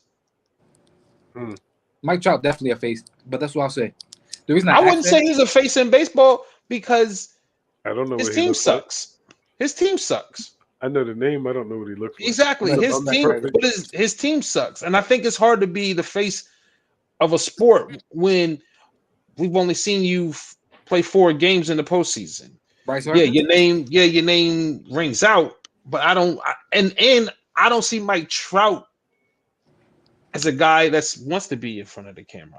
He doesn't have that personality where he's gonna be the big endorser or that type of guy. I don't think there is a face in baseball right now. But this is what I said. Pete Alonso, the reason I asked that question is because the first 7 names we probably just named. Let me ask this. What is Aaron Judge? What nationality is Aaron Judge? I think he mixed. Okay. So the research department.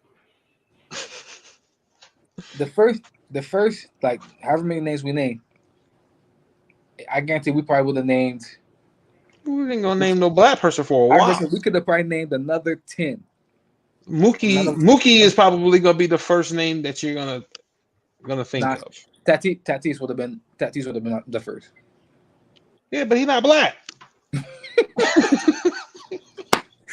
Listen, we gotta get him. You know what I'm saying? He's not black. But yeah, again, when baseball was at its best in the 90s, no disrespect to the rest of them, but it was Bonds and Griffey. Mm-hmm. Those were the two faces of baseball. You know, like later on, there was other guys that came in, but for the most part in the '90s, it was those two. I think you want to say Alex Rodriguez after them, but I just it's hard. It's hard right now to take baseball seriously at that level because of how much of a joke baseball is at And I'll say the this. younger levels. I also say this. He's I agree African with you. American and Caucasian. Aaron Judge Yeah. is African American. Okay, so he mixed. I thought he was. So we got half a face. And I don't even think Aaron Judge is the face. I don't even think Aaron Judge is I the just face. think he's the best player on the most recognized. And that's what I was gonna say. Baseball Baseball don't have faces; they have teams that you recognize.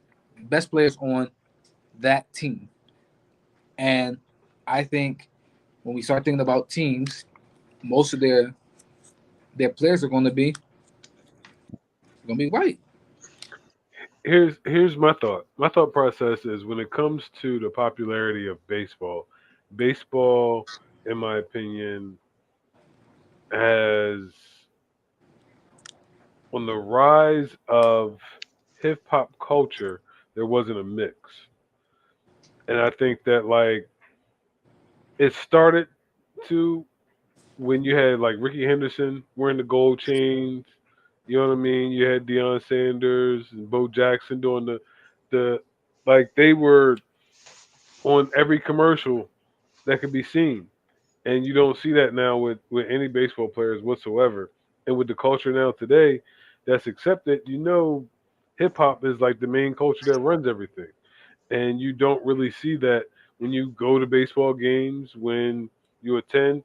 And yeah, we can say it's because of the decline of the black players, but ultimately, if you go deeper, like you said, with like uh, one of the things I thought about was the AAU of baseball, travel ball. Like you have to pay for those types of things. Whereas back in the day, you had these guys playing in their little leagues and got noticed going through that system. Whereas now, in those inner cities, you don't have that. To where you got to pay to play against the talent, and the talent is actually leaving these cities as well. I mean, so one of the things that we said before is AAU kind of hurts basketball.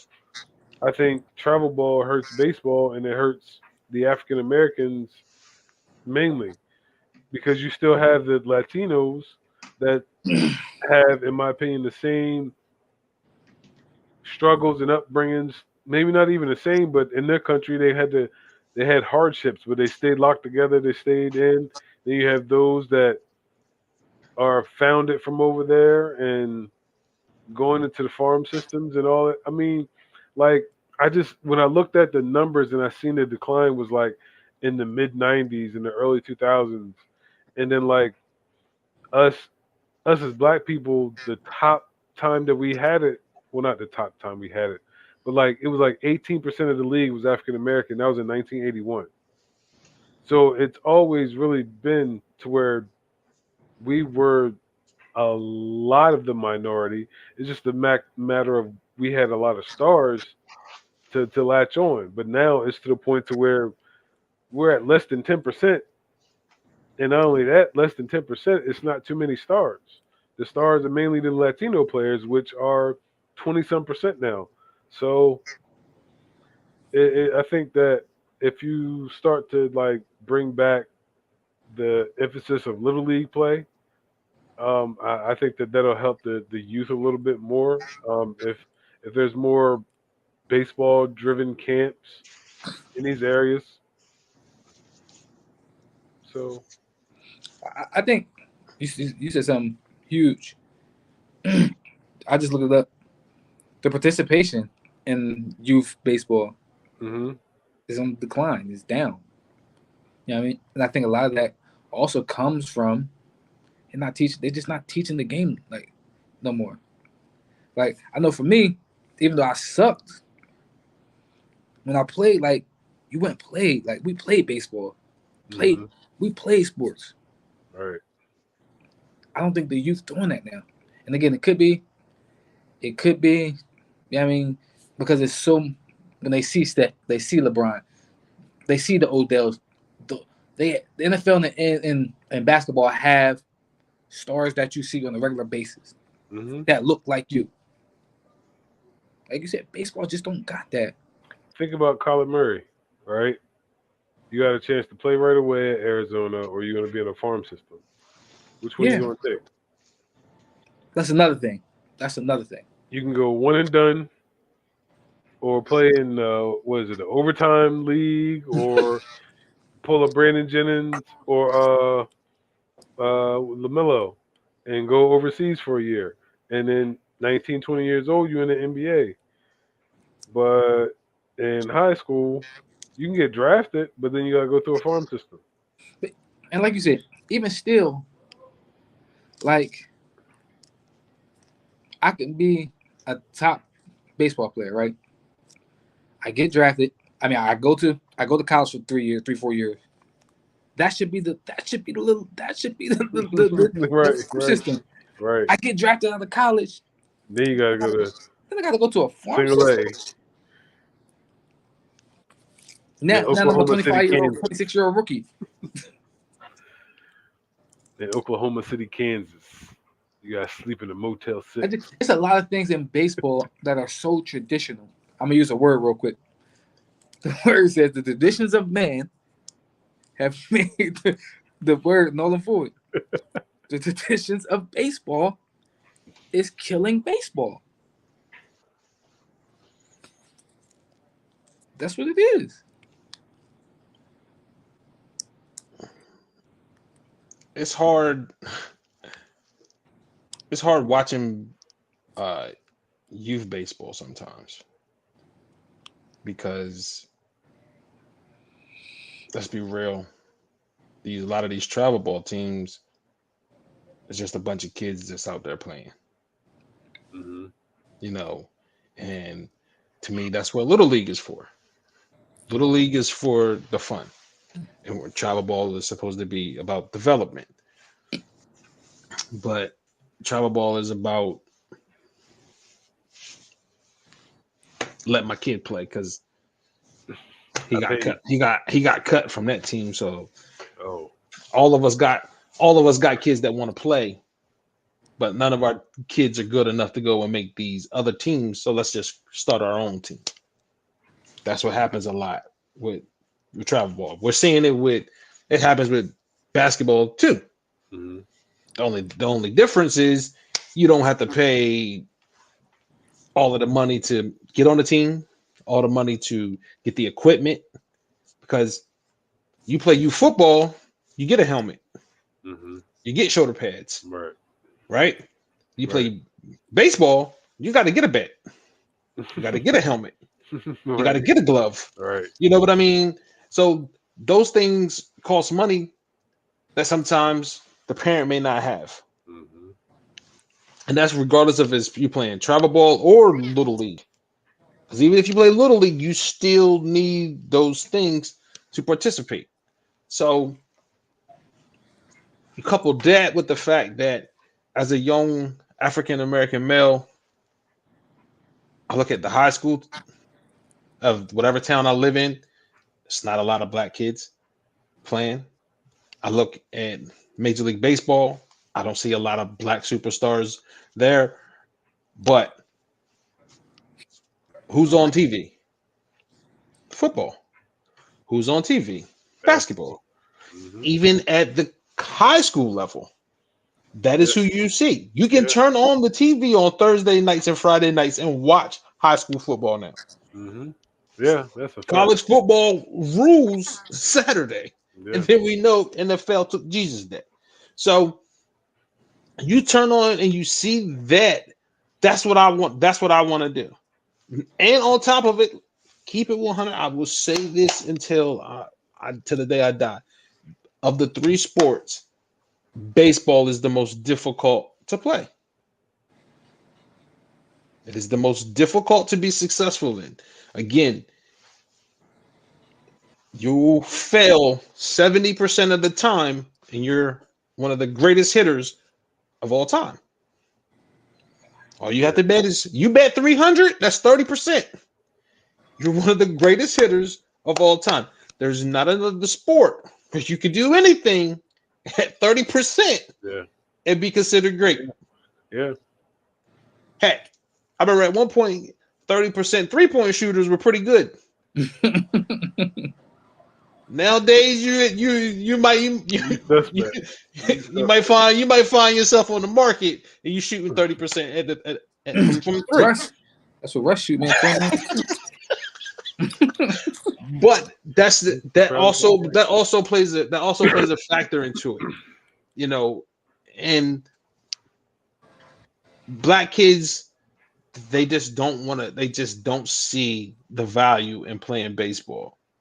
And one of the things I always try to encourage the boys is just go out there and give it a try. You never know. That might be the sport that you were naturally gifted in. I know you guys love your football. I know you guys love your basketball, but baseball might be the sport that you're naturally gifted in. Yeah. Just go out and give it a try. Just go out and give it a try. Me and myself, I love baseball. I love playing baseball. But nowadays, kids don't play baseball. Heck, it's very rare that you go by and you see kids out in the sandlot playing football anymore. Yeah. Let alone playing baseball. Right. So I just think that there's a disconnect. Also, there's a lot of guys our age that have had a bad experience around baseball. Mm-hmm. Most of the time dealing with racism. Yeah, that's a fact. And you just didn't want to put your kids through that. Exactly. What's funny is that my wife's brother, from what I understand, he was an exceptional baseball player when he played in the little league, but politics got in the way to where he was like, I'm not going to play baseball. Yeah. He said, I'd rather play basketball. Yep. And run track. And that's a story that is a story that if you talk to a lot of black kids that grew up playing baseball, that is their story. They've had that experience. Mm-hmm. So it's discouraging to want to even go and continue down that path or have your child go through that. Right. You know, especially considering that Jackie Robinson broke the color barrier all those years ago. Why are we still having to deal with these types of stigmas put on us that we should be playing football, we should be playing basketball? Like, and that's another thing that goes with it. These kids look at baseball and they'll say it. It's a white boy sport. Mm-hmm. They don't think that black people play baseball. And then you show them that there's a great tradition of African Americans in baseball, and that probably 2 decades we were the best players of the sport. Even though we were the majority, you start talking about the best players of the sport, we were the guys that were doing it. Barry Bonds, like I said, Barry Bonds and Ken Griffey were 1 and 2, however you wanted to line them up, for over a decade. You think about the Bob Gibsons, you know, like Satchel Paige. Like there's a rich history of African Americans in baseball. Definitely. And I believe that we as blacks, we need to make sure that we are highlighting that to these young kids to encourage them that baseball is an option to play, because it is a sport that we dominated, and we dominated it for a long time. Mm-hmm. And we can get back to that. So anybody else got anything to say? Dom? I just want to know why the contract's so long. The 15 years, 400 million. They were trying to lock these players in, bro. But I don't even believe you can't even test free agency for the first 6 years. Wow. I think it's the first 6 or 8 years. You can't even test free agency. But you got to go through arbitration. Yes. That's why arbitration. Like, and most of the time, Oh, arbitration is just man. because you still under that rookie contract stigma, and you're like, I'm performing beyond this, and you need to give me market value, and then they try to meet some middle ground. But yeah, I don't even believe you can test free agency until like year 8. And then listen, you come again. You come up at 26. You come up at 26. you get a contract for 10 years. Now you're 36. Yeah, man. Like it's But listen, if you decline, you still gonna decline get what? paid. If like you said, if you get that contract at 26 and you decline at 28, they still gotta pay their money. I mean, who did they just say? They said King Griffey Jr. was like the 9th highest paid player on the Reds. Yeah, And he's not man. even playing. I look forward to Baba Bonilla Day every right, year. right. So I look listen, forward to Baba Bonilla Day every year. take that check, bro, because they And, got to honor that. and that's another But thing that I try to tell these kids, man. That's where the money is. Nah, that's why I said I think it used to be where the money is. nah, that's where the money at, bro. Where? Bruh. It's baseball, then basketball, No, it's then basketball. football, and hockey. It's basketball. No, hockey might be up there with football. Nah, hockey. Bruh. Nah, hockey. They disrespecting hockey players. When you consider all things, baseball is where the money is. Well, first soccer's where the money is. Then I'm not having to put my body on the line. Yeah. Right? I'm really only working during the summer. Like, come on. Like, for real. I'm really only working from February to August. But they got 168 games. Bruh, I'm playing summer every night. It's the summer. Yeah, it's that 100 some odd games gets me. The fact that it's over 150 games. It's 162. Yeah, it's 162 games. It's 162 games. And bruh, we are not talking about running up and down a basketball court. No. Yeah. We're talking about sitting in the dugout while your team's batting, bro. Like, come on, man. Like, let's not act like they're doing strenuous labor. Majority of the time, most of the time, you're standing around in the field while the pitcher pitching. And if he's on, you ain't doing nothing. So now I'm bored in the field. I'll be bored in the field for that for $1 million check, bro. But there you go. When I was young, that was one of the reasons why I did not want to play baseball. Is the fact that like I would rather hoop and be doing movement in the summertime versus just sitting in a dugout and then go out there. And I'm not that fast, so I'm playing first base I'm not playing catcher because my knees is. I play on the outfield. Like I knew that back then, but I was already tall, so I'm like, yo, where am I playing at? Like I done seen exactly. So I'm just sitting here catching everything. Then I go back to the dugout. I'm just sitting there waiting my turn, and then my turn comes. I was like, man, I'd rather hoop out Chandler Heights. And I know that may sound foolish, but I mean basketball is my first love anyway. But just I know my mom when I had that thought process, I think it was probably like 4th or 5th grade, and you know what I mean, seeing you and a few other my classmates playing and all this major league and minor league talk and all of that. I'm like, what that mean? Maybe I want to play, but then I was like, man, nah, I'd rather hoop, yo.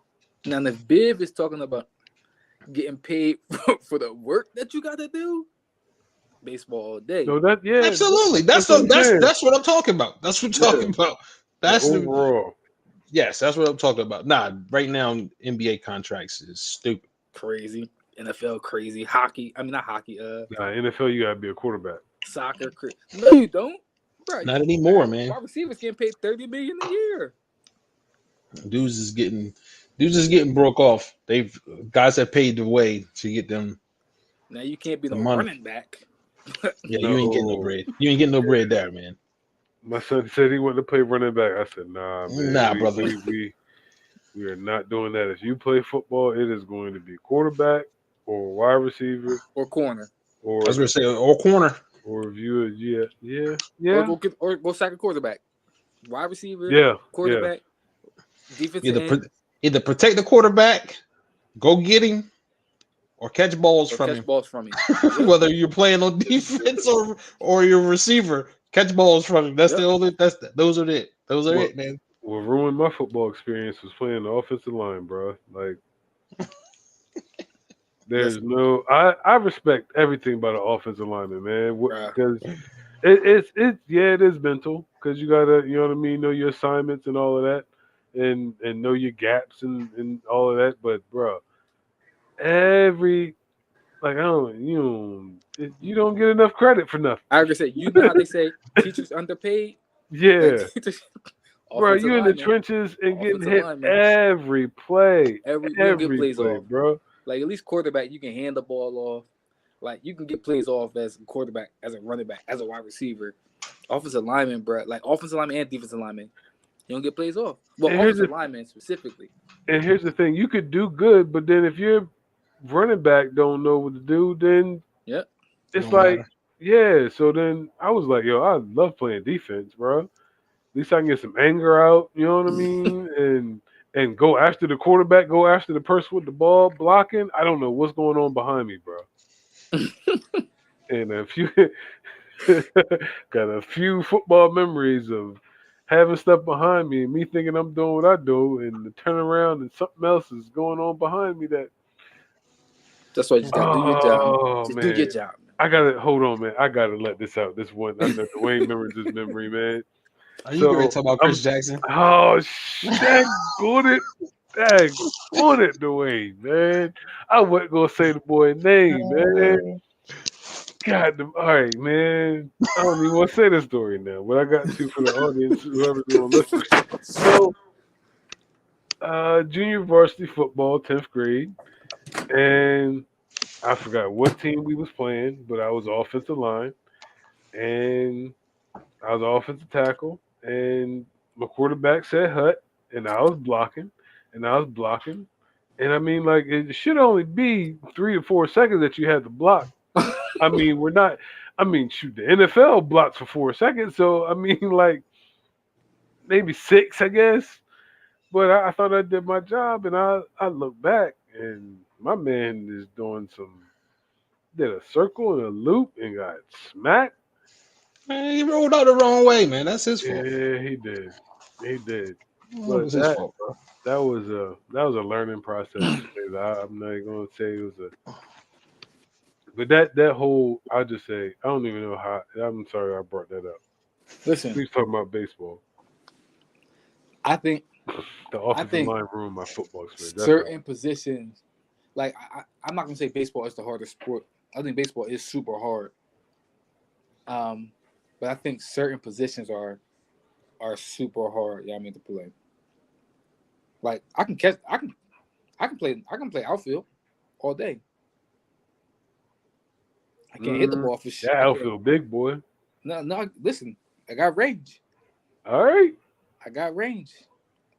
That's the only thing I could do. The only thing I could do on the baseball field was play in outfield. Yeah, but you can go track it, but can you make the throw to the right cut? No. No. I appreciate your honesty. I don't play baseball. I appreciate your honesty. I go track that thing, boy. But listen, throwing that thing, hitting the ball, I'm good. Oh, so you just a designated outfielder? Designated outfielder, designated runner, boy. I want to be designated hitter. If I played anything in baseball, that would be a designated hitter. Listen, you had me at the DH, boy. Listen, we striking out all day. And I didn't know what I was looking at with the pitches, though. Me either. Bro, I was listen. If it looked like it's coming straight, I'm swinging. Right. Everything. I may look smart a couple times when I don't swing. It's just because that's what they do, right? It's a couple pitches you take. So I'm like, I don't want to swing all 3 times. I'm not swinging at all 3 of these joints. I'm gonna look at one.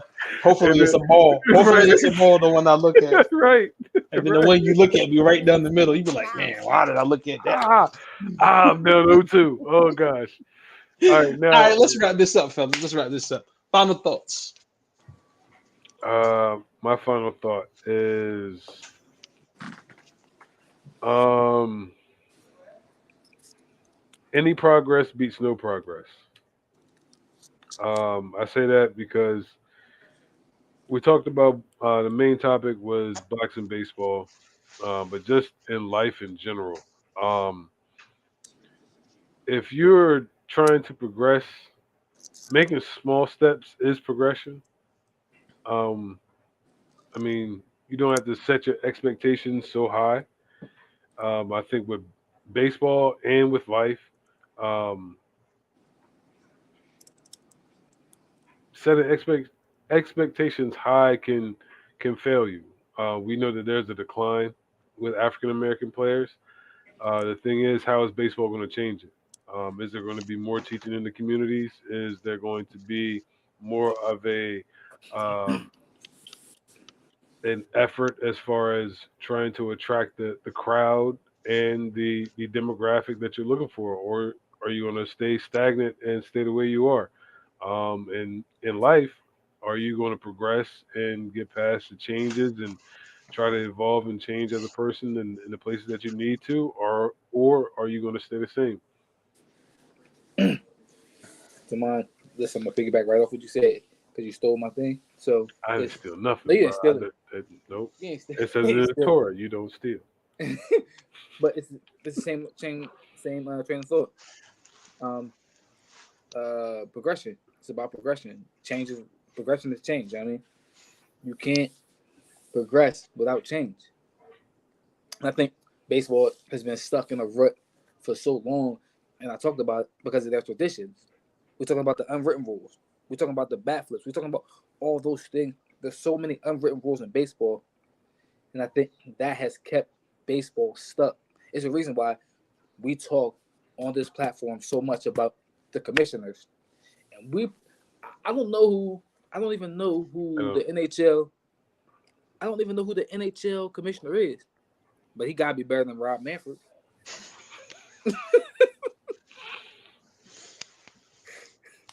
So it's about change, man. It's about change. You can't progress to where you want to be without change. And like someone said, that's just in life. And I'm gonna piggyback off that is also being consistent. Being consistent in your approach, being consistent in your effort, regardless of what the results may be. Just being consistent in whatever it is that you do. Um, Showing up is half the battle.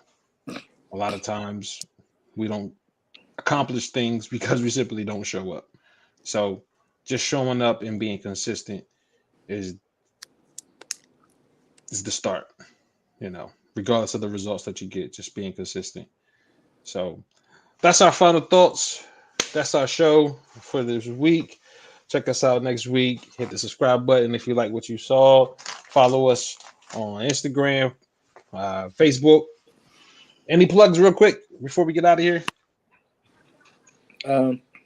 So the lady told me today that I got to start speaking up more about everything I'm doing. So I'm gonna plug Love Walk. Thank you. There you go. Gonna be clapping all Love loud in my house, man. We do any relationship counseling, specializing in marriages, but any relationship counseling, that's what we do. But yeah, plug Love Walk. All right, so now that Dom did that, I feel more comfortable now. So, a new season of A Seat at the Dinner Table coming in August.